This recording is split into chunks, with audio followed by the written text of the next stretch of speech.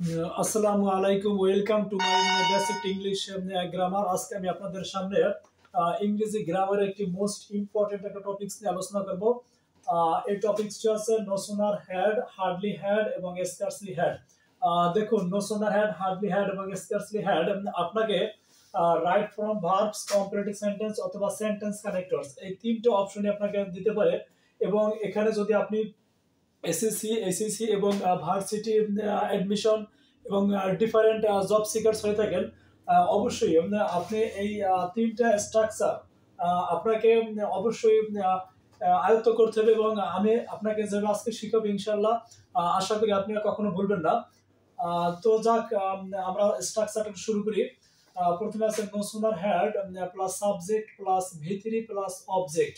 হ্যাঁ, আমি আবারও বলি, নো সোনার হ্যাড যুক্ত সেন্টেন্সটা সাবজেক্ট এবং সাবজেক্টের ইমিডিয়েট পরে ভি3 এবং তারপরে অবজেক্ট যদি কমপ্লিট হিসেবে থাকে, তাহলে আপনাকে এখানে এই অংশটা গ্যাপ দেওয়া থাকবে, অবশ্যই ফিল ইন দ্য ব্ল্যাঙ্ক থাকবে। তাহলে অবশ্যই আপনি অবজেক্টের পরে দেন অথবা বিফোর ইউজ করতে পারবেন, এবং তারই ইমিডিয়েট পরে সাবজেক্ট এবং সাবজেক্টের পরে আপনি ভার্বের পাস্ট ফর্ম অর্থাৎ ভি2 রূপে ব্যবহার করতে পারবেন, এবং তারপরে অবজেক্ট।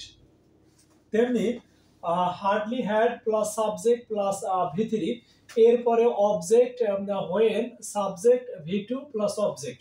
আবার স্কার্সলি হ্যাডেরও সাবজেক্ট ভি3 object when subject V two object. অর্থাৎ হার্ডলি হ্যাড এবং স্কার্সলি হ্যাড এর নিয়মটা সেম এক, শুধু নো সোনার হ্যাড এর নিয়মটা একটু ব্যতিক্রম। যেমন ব্যতিক্রম হচ্ছে কোথায়, নো সোনার হ্যাড যুক্ত যদি থাকে তাহলে আপনাকে দেন দ্বারা এখানে শুরু করতে হবে, এবং দুইটার বিপরীত প্যাটার্ন একই, অর্থাৎ সাবজেক্টের পরে ভি2, এখানে সাবজেক্টের পরে ভি2 অর্থাৎ পাস্ট ইনডিফিনিট টেন্স এখানে আপনি ইউজ করতে পারবেন। তো নো সোনার হেডের বাংলাটা জানতে হবে। নো সোনার হেডের বাংলাটা আছে তে না তে, অর্থাৎ কোনো কিছু করতে না করতে, আমরা যেতে না যেতে, খেতে না খেতে, পড়তে না পড়তে, অর্থাৎ তে না তে প্রকাশ করবে। এবং no sooner had, hardly had, scarcely had এই তিনটা অপশনে একটা নেগেটিভ ফর্ম এখানে ব্যবহার করা হয়। তো যাক, আমরা একটা এক্সাম্পল এখান থেকে সলভ করি।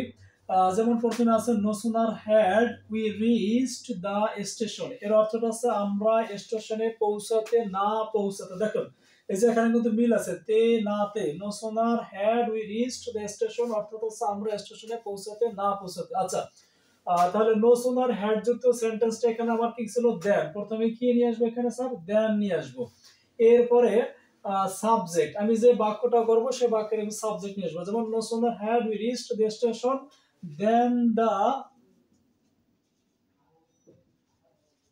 Train left. অর্থাৎ আমরা স্টেশনে পৌঁছাতে না পৌঁছাতে গাড়িটি বা ট্রেনটি ছেড়ে দিল বা ছেড়ে গেল। যেমন দেখেন, এখানে আছে দেন, তারপর আমি সাবজেক্ট হিসেবে দ্য ট্রেন, এবং তারপর আছে ভি2। আদার ওয়ার্ডস বা অবজেক্ট এখানে আমি আনি নাই, দরকার হলে আপনি এখানে আনতে পারেন।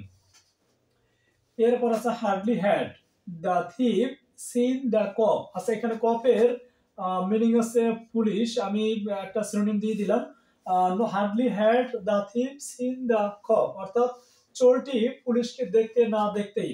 আচ্ছা, হার্ডলি যুক্ত সেন্টেন্সে আমরা কি ব্যবহার করব, হয়ে, এরপর আছে সাবজেক্ট, এরপর আছে ভি2। আচ্ছা, তো এখানে যদি আমি hardly had the thief seen the cop, চোরটি পুলিশকে দেখতে না দেখতেই, আমি এখানে লিখলাম হি ran অথবা হি স্কিপড অ্যাওয়ে। রান অর্থ পালিয়ে যাওয়া এবং স্কিপড অর্থ পালিয়ে যাওয়া, এখানে রানে ব্যবহার করছি।